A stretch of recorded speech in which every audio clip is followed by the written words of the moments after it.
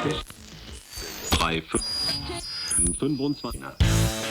this episode, we dig into Thailand's biggest and wettest holiday, which is coming up fast. So whether you love or loathe Songkran and all that comes with it, you'll dig this episode of the Bangkok Podcast.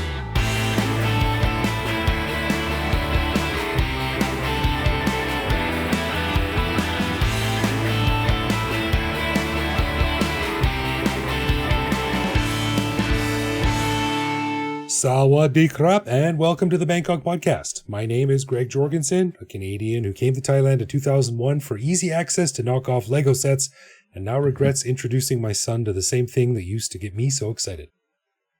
That's great. That's retro, though. It is retro. Now, Ed, before you get into yours really second, just indulge me for a second here. Does this sound bring back memories for you? Oh, wow. Yeah. Huge Lego guy. Yeah. But it's great that this is something you and your son can connect on, a mutual interest, as opposed to like the weird computer game stuff he's doing that you never did. I totally agree, but now he's kind of growing out of it, although you never really grow out of Lego. But we've got so much of this stuff.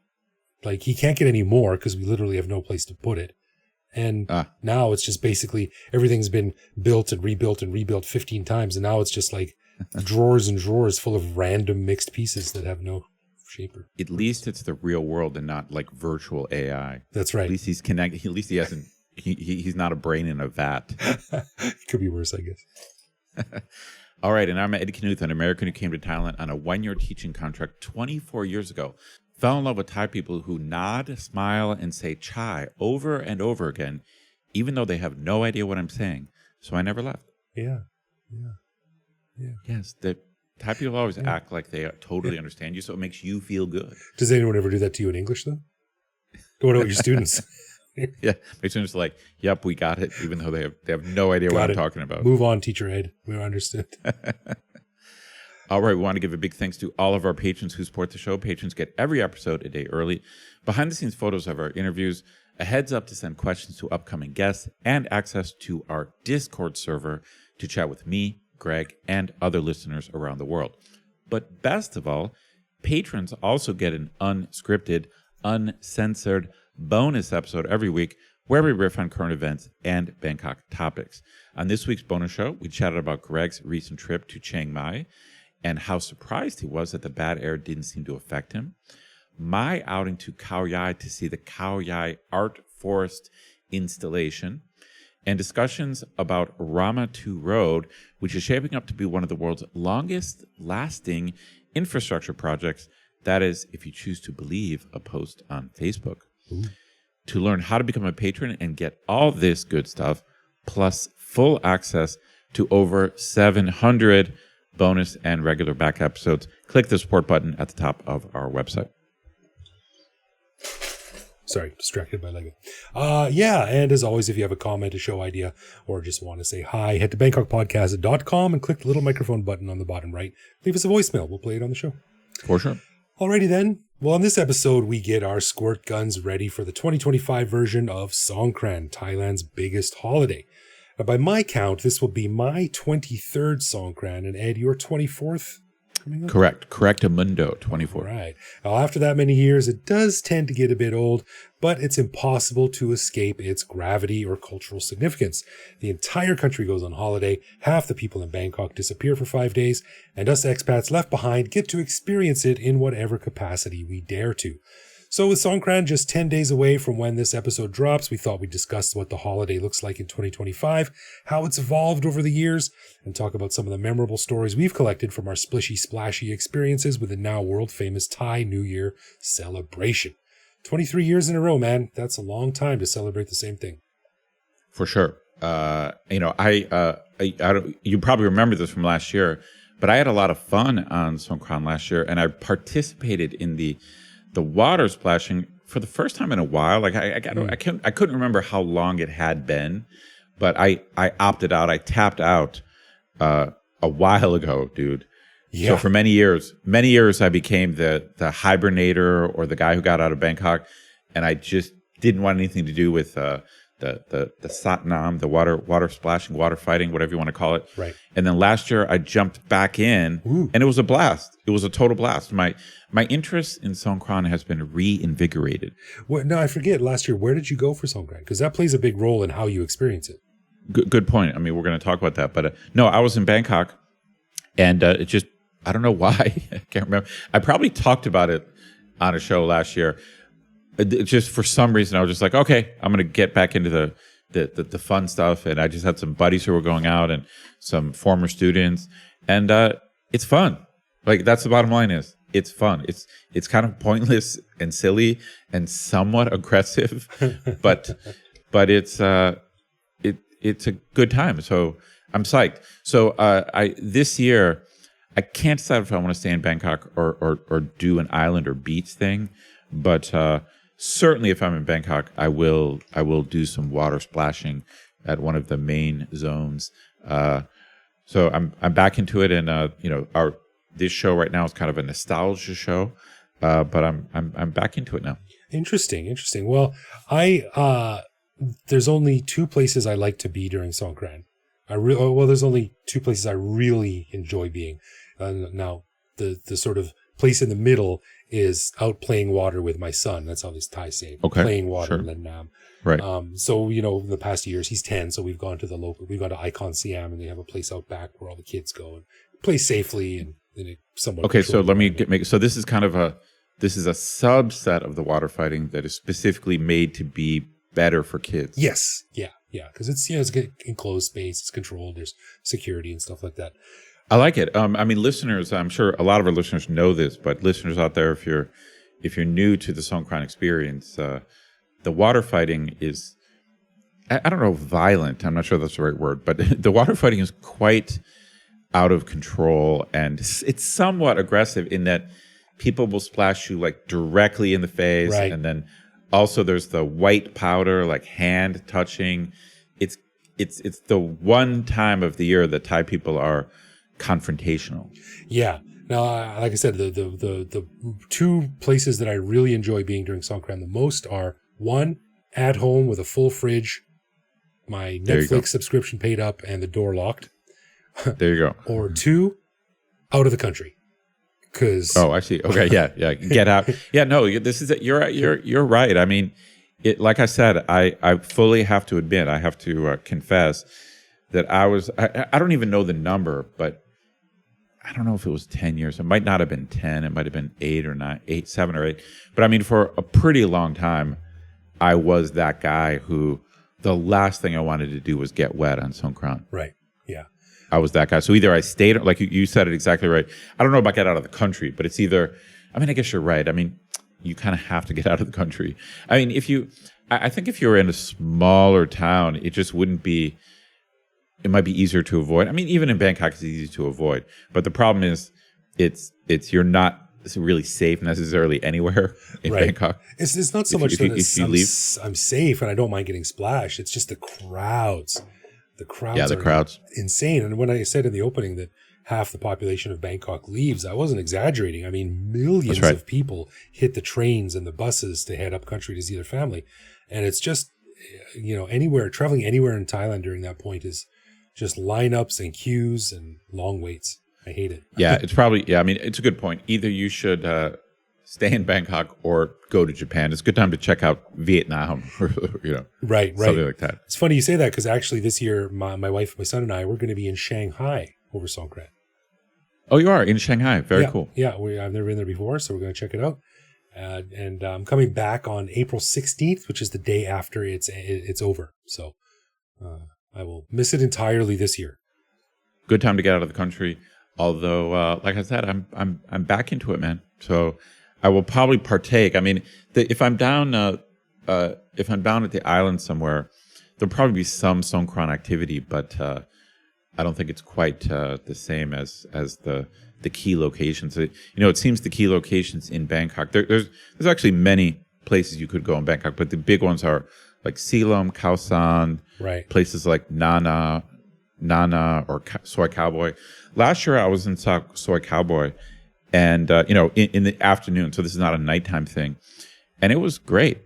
It was fun. Okay, I mean, that's interesting. it was crowded, but not insane. You know, my problem with Silom and Khao San, it's just insanely crowded. Yeah, it's brutal. It's like being at a front row at a rock concert. at a rock That's concert, right, yeah. and everyone has water guns. It's kind of intense. Yeah, no thanks. When I went to Cowboy last year, I was afraid it was going to be packed, but it wasn't. It didn't really get actually really crowded until early evening. So in the afternoon, it was kind of perfect, where it wasn't jammed, but there were still people there having fun. That's funny because that jives with what I experienced there. I guess it was probably about 12 years ago now. I went to Cowboy during the day over Songkran, and it was during the day. Really, really nice. Like, I mean, Cowboy's, for those that don't know, Cowboy's an infamous red light district. It's kind of skeezy when the lights go down, when the sun goes down. But during the day, all the girls and all the people at the bars were out. Yeah, they were just playing water. And a little baby elephant stopped by. Someone had a baby elephant for some reason. Damn. I haven't seen an elephant. That's a shout out. Yeah. I've not seen.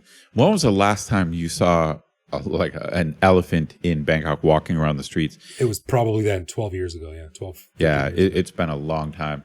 You know, it's one of those things that I miss in the sense that it was cool, but I'm glad it's not a thing anymore. I mean, obviously it's not friendly to the elephants. It's like it's unhealthy for the elephants. So I vote to not allow elephants to walk the streets of Bangkok. 100%.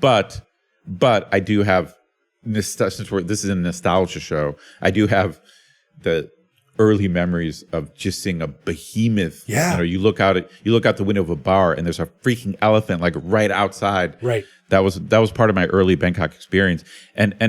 And you are correct. Elephants seem to play an extra role in Songkran.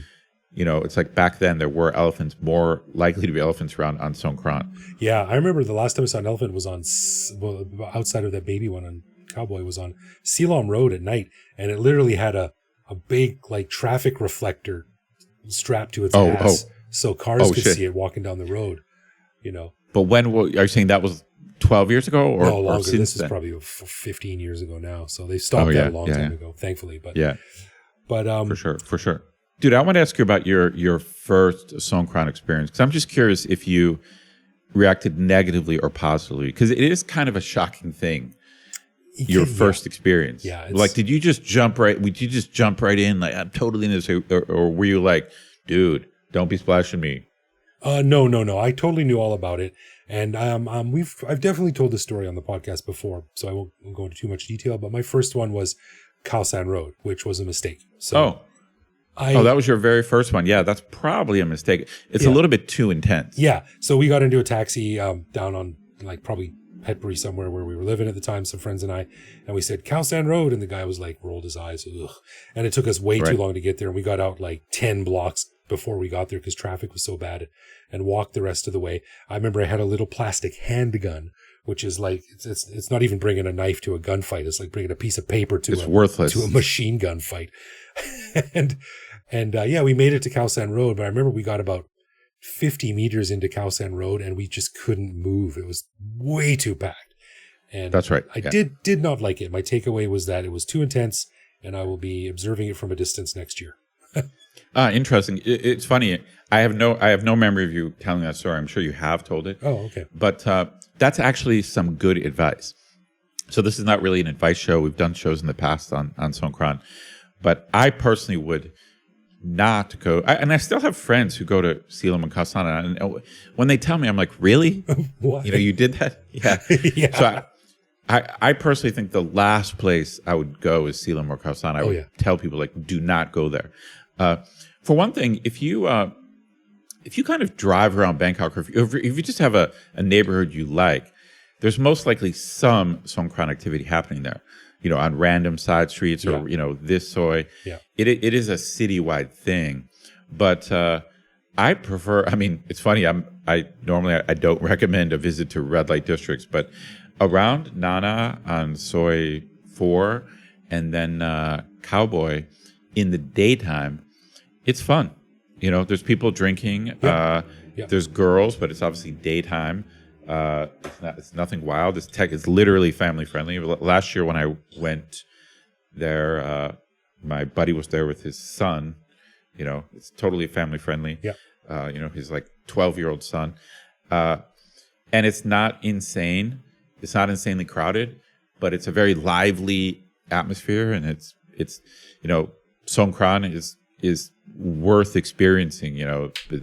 When visitors ask me about Songkran, I'm always like, yeah, you got to stay. Like if your holiday overlaps, or if you have an option, if you're trying to figure out what day to be, I would say you got to experience Songkran at least once. It's on the list. Well, that's actually pretty good advice. And now you say to totally avoid Silom, and normally I would say yes, but I think next year, actually, I'm just thinking about it. This year we might be back in time for the last day of Songkran. And what I might do now, because my son is 10, I might take him down to Silom, but start on the outside edges and come down some of like Soi Saladang, or come in from Soi Surawang. Oh, that could work. Around the edges, Convent. so you can like get a quick exit if it gets too crazy. You know what I mean? Yeah, that could work. Yeah, but heading right into the middle underneath the SkyTrain station, no, that'd be nuts. Yeah, I've only done Silom once, in 24 years, and I've done Khao San. I was dumb enough to try to do Khao San. To be honest, I did it probably 2 or 3 times. I don't know what I was thinking, why I ever went back there. Oh, really? I think I've done it 2 or 3 times. Ooh, no. I had one buddy back in the day who had taken the time to reserve or pay for a room. If you want to get a room on Khao San, let's say on the 2nd or 3rd floor during Songkran, you got to reserve it like 6 months in advance. Oh, really? It's that popular? Yeah. Like Khao San is like sold out. Oh, wow. If you want to. And so I had a buddy who had done that. So we had like a base of operations in the middle of Khao San. But it's just too crowded, it's too crazy. It's too intense. And I much prefer, I would say Cowboy would be my number one. But man, I want to do, since this is a nostalgia show, my first Songkran experience was awesome. I remember it as it's kind of like almost the most fun I had in Thailand my first year. Wow. I think of it as one of the reasons I stayed. I mean, that's the significance it played. So my very first year here, I was initially, very, very first plan was only stay for 6 months. Okay. And then my company wanted to keep me, so I was like, okay, I'll stay another 6. So they're only supposed to be here a year. And that Songkran was at about the 9-month part. And that was when it was around that time that I was trying to figure out if I thought I maybe want to stay more than a year. Like my whole plan had always been like, I'm going to be here 6 months, then here a year. Right. But around the 9-month point, my company was like, hey, if you want to stay, you can stay longer. And I was like, and it just opened up my mind. I'm like, what do you mean stay? Like that's a thing. Like it's just in my mind, I was never going to stay in Thailand that long. Right. That was just my mindset, because I was working as a lawyer in the States, and I'm like, I got to get back to my career, my serious thing. I have to go back. Of course I'm going to go back. Well, only a fool would stay over here. That's right. And so, but around the 9-month part, that's when like my mind started to crack.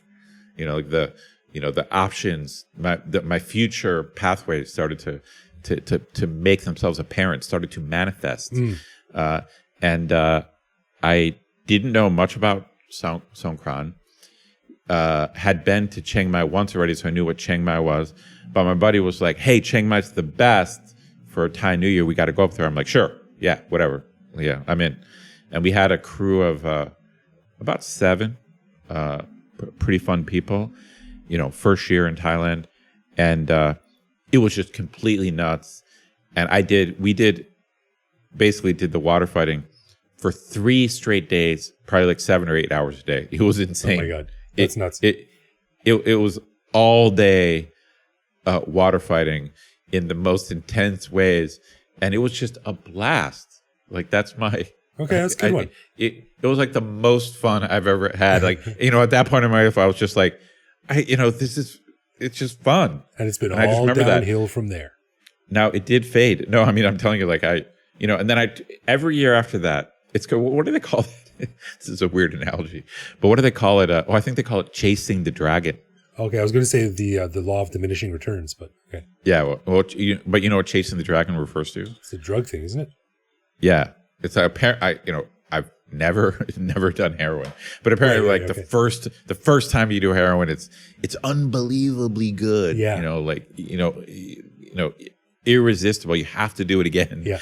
But then every subsequent time is worse. Yeah. So after that first like Chiang Mai injection, my injection of Chiang Mai Songkran heroin, I was chasing the dragon for years. I mean, that's why I went to Songkran. I mean, that's why I went to Khao San, I think the next year. Okay. And then I'm trying to recreate that the perfect Chiang Mai Songkran experience. Interesting. And then I couldn't do it. And then after, and then I got older, I met my wife and got married. And then, after 6 or 7 years, I'm like, okay, I'm out. Yeah, no doubt.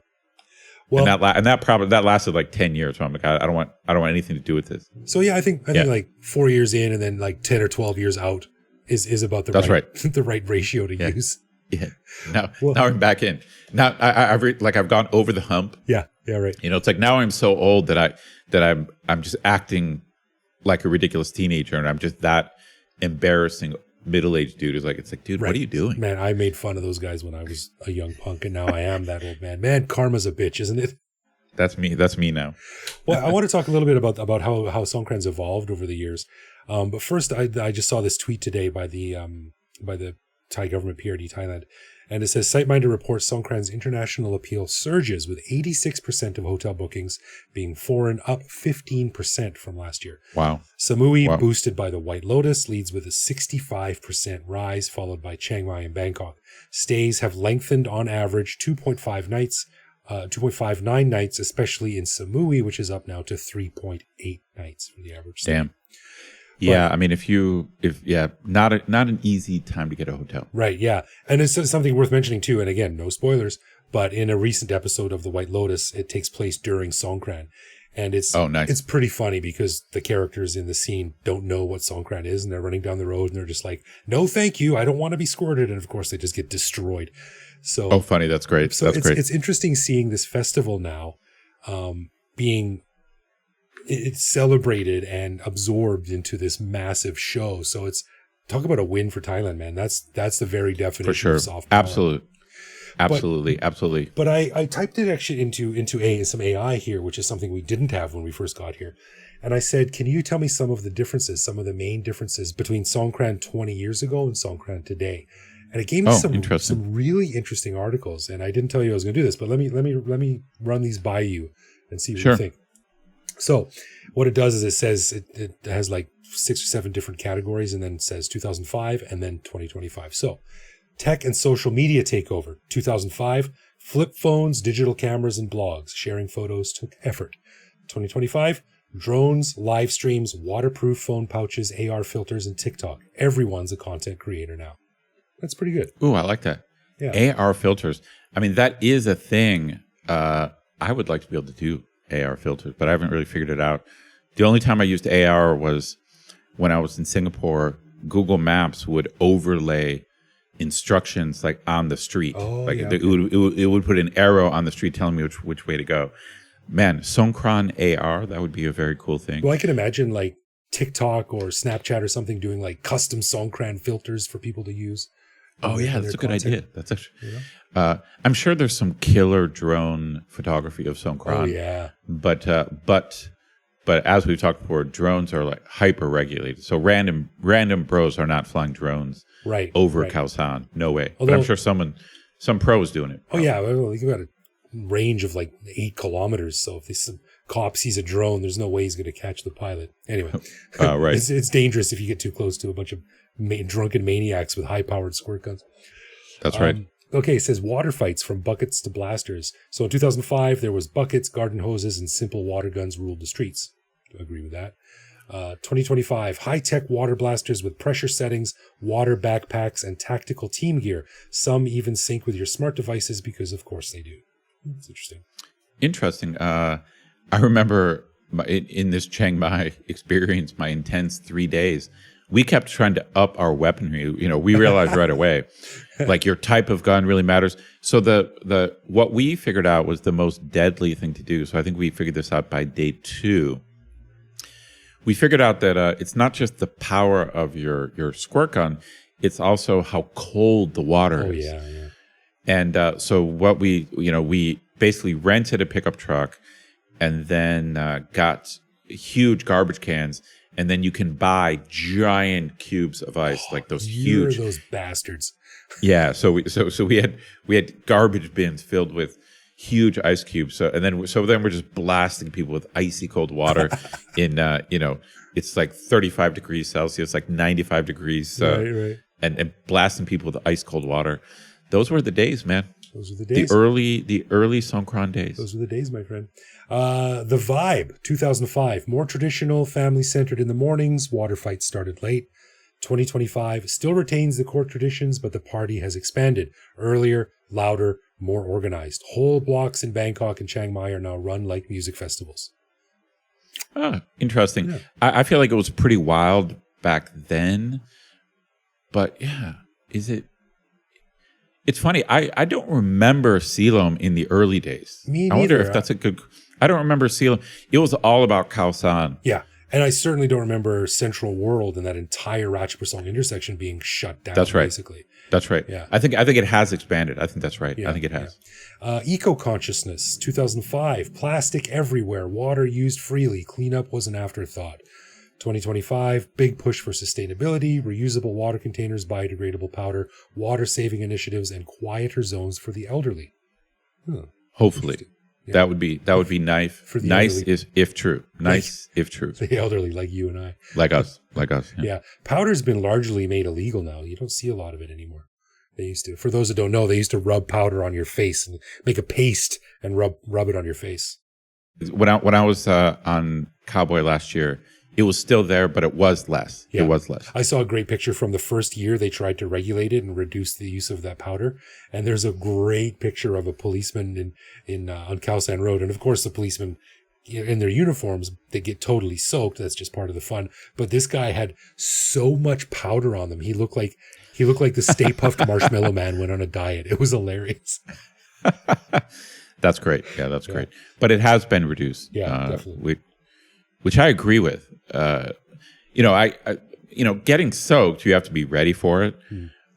But I never liked the powder. I didn't mind it, but I didn't like it when someone it's random pushed it into my people. eyes. It's random people putting their hands on your face. Yeah, I never liked it. It would be probably a lot more upsetting if I was a young pretty lady, but I am not. So you're like, touch me. Yeah, want to touch me, the better. Yeah. It's a little bit creepy. But. Tourism and regulation, 2005. Mostly backpackers joined the chaos. 2025. All kinds of travelers, from influencers to families, plan Songkran trips. Authorities now zone areas traditional versus party heavy, wet versus dry. And yes, apps tell you where to go based on your vibe. Interesting. I'd have to check that out. I mean, if I'm in Bangkok, maybe I will try to figure that out. Yeah. Well, I mean, like I said about the White Lotus thing, like it's become an international, like a destination festival, like the running of the bulls or something like that. Yeah, that's a good point. Yeah. I wonder if, I guess you're right. Maybe back in the day when we were enjoying it, it wasn't an international destination. No, I don't think so. I don't think many people knew about it outside of, the people who were here and the hardcore travelers. Hardcore people. Sure. Makes sense. Safety and order. 2005, pretty chaotic. Accidents, alcohol everywhere, no helmets. 2025, stricter enforcement, alcohol bans in water zones, helmet checks, crowd control tech, and emergency response teams on standby with drones monitoring the action. Again, I hope so. Now, right before the show, you and I checked some data because Songkran is famous for the number of road accidents resulting in death. And the numbers are lower. So obviously the numbers went way down during COVID. And the number of deaths has gone up since COVID, but they actually are lower than they were pre-COVID. Like according to the data we had, the peak of the number of deaths was like 2015, 2016, 2017, like right before COVID, or maybe 2017, 2018. Right. And now since then they've been bad, but not as bad as they were before COVID. So maybe that's a good sign. Okay, cool. I hope so. So music and entertainment. 2005, street speakers, live bands, maybe a DJ on a float. 2025, multi-stage concerts, LED screens, foam zones, K-pop DJs, and Songkran-themed music videos dropping in real time. I've seen all Foam that. zones. Foam zones. Yeah, Maybe I got to check some of that out. Oh, they've got big foam parties down at Central World and down by Siam Square. Yeah. And Cool, very cool. big giant LED screens, big concerts. Yeah, definitely. So it's gone upscale. And the last one is respecting the roots. On 2005, it says you'd still see people pouring water on elders' hands and visiting temples. 2025, those rituals are making a comeback, especially among younger Thais who want to reconnect with cultural roots. It's become cool again to why your grandma properly. Interesting. That's a good question I could ask my students. I have no idea how many Thai people actually perform a traditional Songkran thing. How many Thai people go to their parents' or grandparents' house, you pour water on their hands and feet? Is that how it works? That's vaguely over the shoulders and hands. Yeah. Yes. I wonder how many Thai people actually do that. Do you know does your wife do that? Do you have any idea? That's a good question. Jeez. I mean, for the last 10 years, her mom's lived with us, so I see. I don't know. This year she's not. I'm not sure, but I do remember back in the day, probably 15, 16, 18 years ago now, where there was chatter about how the old traditions, the old ways were going the way of the dodo, and no one respects the traditions anymore because they all want to party. Yeah. So maybe things are coming back to the way they used to be. I don't know. Again, I feel like the AI here is being a bit optimistic, but I hope it's right. Yeah. Let's put it that way. And again, take all of that with a grain of salt. That was AI, so who knows where it's getting that from. But I generally agree with most of it. Yeah. Well, it's definitely, no doubt it's just gotten bigger and more international, more widespread. But it sounds like there's more options in Bangkok that I was aware of. So if I am in town, then maybe I'll check out some of these other options. Yeah, you got to take out the microphones, do a live report, get about 30 seconds of audio before someone dumps a bucket of ice cold water over your head for karma. Listeners, you'll just hear like a buzzing sound as the mic goes dead. That's right. Or drops on the ground, hear Ed swearing, chasing after some of their damn kids. That's right. That's great. Anyway, that's a quick roundup of what's happening on the Songkran stages this year. I haven't, outside of the partying with my kid, I haven't really done it in a big way in years. So I would say, listeners, if you haven't done it yet, definitely worth doing. Yeah, no, I think it's definitely worth doing at least once. And then I would say out there, we have a lot of longtime listeners. I know some of you have tapped out, and it might have been a while since you've done it. Raising my hand over here. I think give it another whirl. That's what happened to me last year. I was surprised how much fun it was. Hey, let me ask you, do you have a photo of your first Songkran, of yourself at the first Songkran? That is a good question. But I'm not sure I could dig it up because this is a whole nother story.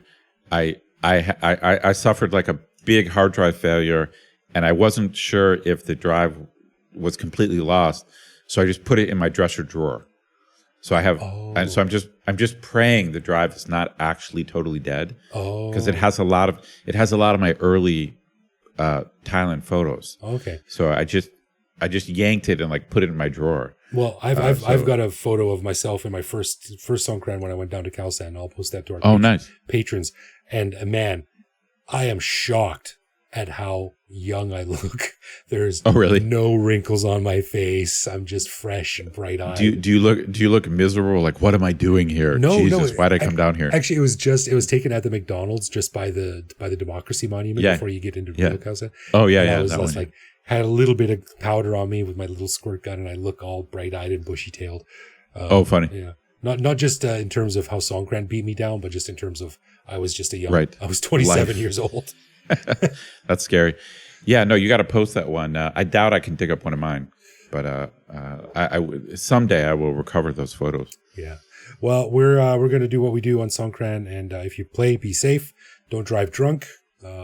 Be considerate of other people and enjoy yourself. That's the most important. Get out of Dodge. Get the hell out of here. Yeah.